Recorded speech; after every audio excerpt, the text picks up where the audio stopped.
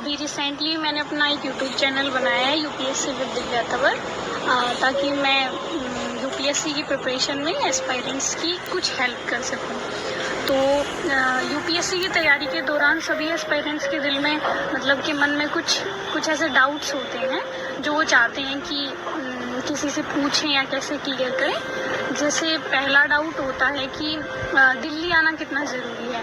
तो मुझे ऐसा लगता है कि दिल्ली आने और यूपीएससी में सिलेक्शन होने में कोई सीधा संबंध नहीं है। अगर आपको ऐसा लगता है कि आप घर पर रह के अपनी मेहनत से, अपनी ईमानदारी से प्रिपरेशन कर सकते हैं, तो मुझे ऐसा नहीं लगता कि दिल्ली आना उतना ज़रूरी है। आप घर पे रह के भी प्रिपरेशन कर सकते हैं, क्योंकि मैंने जब अपना पहला अटेम्प्ट दिया था तो मैं प्रीलिम्स जब मेरा क्लियर हो गया तो मैं प्रीलिम्स क्लियर करने के बाद दिल्ली आई थी मेंस की आंसर राइटिंग के लिए। तो आप प्रीलिम्स क्लियर करने के बाद भी यहाँ मेंस की आंसर राइटिंग के लिए आ सकते हैं, अगर आप कंफर्टेबल हैं, आपको ठीक लगे तो। और उसके बाद मेंस क्लियर हो जाए तो आप इंटरव्यू के लिए, मॉक इंटरव्यू के लिए आ सकते हैं। लेकिन ऐसे परमानेंटली यहाँ रहने के लिए आना उतना ज़रूरी नहीं है। अगर आप गांव में रह के, अपने घर पे रह के पढ़ाई करना चाहते हैं तो वो दैट इज़ गुड, मतलब वो ठीक है।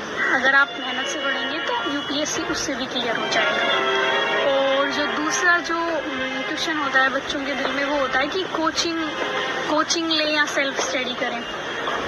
तो इसके बारे में मेरी सीधी सी राय ये है कि चूँकि मैंने कोचिंग नहीं ली थी तो मुझे कोचिंग के बारे में उतना सीधा नहीं पता है कि कोचिंग कितना % आपकी हेल्प कर पाएगी। लेकिन मुझे ऐसा लगता है कि अगर आप ईमानदारी से घर पे रह के भी विदाउट कोचिंग सेल्फ स्टडी करना चाहते हैं तो मुझे लगता है यूपीएससी की प्रिपरेशन आप कर सकते हैं।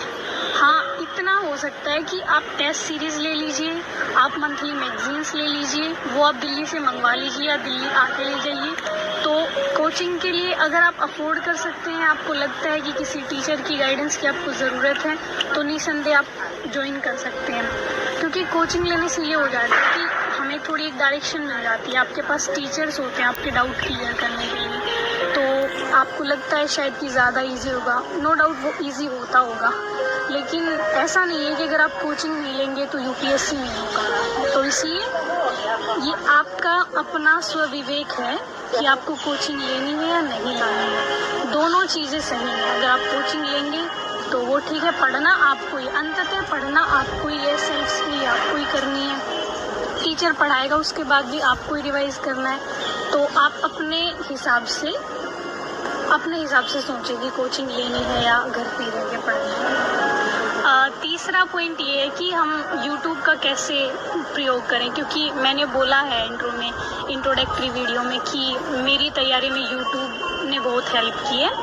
तो YouTube का आप ऐसे हेल्प कर सकते हैं कि जैसे आप NCERT पढ़ रहे हैं या आप कोई बुक पढ़ रहे हैं, तो उसमें जो टॉपिक आपको नहीं आ रहा है वो टॉपिक आप YouTube पे देखिए, किसी ने तो ज़रूर वो एक्सप्लेन कर रखा होगा, किसी भी टीचर ने। तो जिसका आपको सही लगे आप कोशिश करिए कि वहाँ से आप वो टॉपिक देख लें। मैंने तो 1-2 पूरे सब्जेक्ट यूट्यूब से पढ़े थे, जैसे इन्वायरमेंट है और इकोलॉजी, थोड़ा इन्वायरमेंट एंड इकोलॉजी पढ़ा था। इसके अलावा इकोनॉमिक्स थोड़ा सा पढ़ा था मैंने।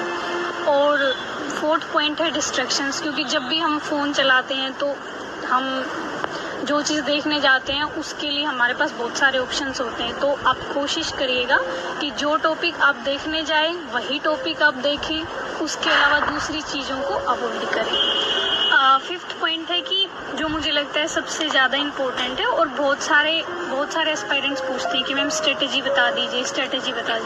तो देखिए, इसके बारे में मैं जो सीधी स्ट्रेट फॉरवर्ड बात बोलूँगी कि जितने भी टॉपर्स आपको स्ट्रेटजी बताएंगे वो उनकी स्ट्रेटजी है, वो स्ट्रेटजी आपकी नहीं हो सकती है। तो आप कोशिश करिए कि जिस टॉपर को आपको फॉलो करना है, आप एक बार देख लीजिए उनकी बुक लिस्ट क्या है, वो क्या क्या बता रहे हैं, आप एक बार उनको देख लीजिए। उसके बाद आपको डिसाइड करना पड़ेगा अंततः कि मुझे किस सब्जेक्ट को ज़्यादा पढ़ना है, किस सब्जेक्ट को कम पढ़ना है, कैसे अपनी स्ट्रेटजी बनानी है। क्योंकि मैंने देखा है कुछ बच्चे पूछते हैं कि मैम चार सब्जेक्ट बता दीजिए जो हम अच्छे से पढ़ लें और हमारा सिलेक्शन हो जाए। तो ऐसा नहीं होगा। अब हो सकता है जो सब्जेक्ट आपको अच्छे से आता हो वो मुझे नहीं आता हो, और जो सब्जेक्ट मुझे अच्छे से आता हो वो आपको नहीं आता हो। तो आप टाइम उस हिसाब से डिवाइड करेंगे।